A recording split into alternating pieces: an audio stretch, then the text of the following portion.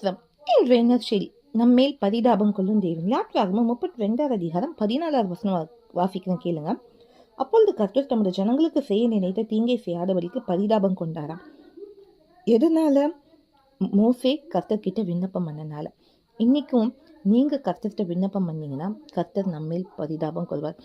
ஏன்னா அன்னைக்கு இஸ்ரவேல் ஜனங்கள் கோபம் மூட்டினாங்க கர்த்தரை. ஆனா மோசேயின் ஜெபம் கர்த்தர் அவர் செய்ய நினைத்து தீங்கு செய்யாதபடிக்கு தடுத்துச்சு. அதே போல இன்னைக்கும் உங்க பாவங்களை அறிக்கையிட்டு நாங்க என்ன செய்யணும் நீங்க கர்த்தர்கிட்ட கேட்கும்போது, அவர் இறக்கத்துக்காக நீங்க மன்றாடும் போது கர்த்தர் நம்மேல் பரிதாபம் கொள்வார். அவர் தீமை செய்கிற தேவன் அல்ல, தீமை நன்மையை மாற்றுகிற தேவன்.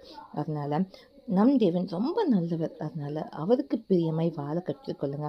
அவரை கோபம் மூட்டுற மாதிரி எதையும் செய்யாதீங்க. ஏசப்பா நம்மளுக்காக ரத்தத்தையே சிந்திருக்காங்க இல்லையா? மற்றவர்கிட்ட எப்படி கொடுக்காம இருப்பாங்க? அதனால எதை செஞ்சாலும் நேர்வழி நடக்க பார்த்துக்கொள்ளுங்க. இதுவே இன்றைய செய்தி. எனக்கு மட்டும் நகட்டும்.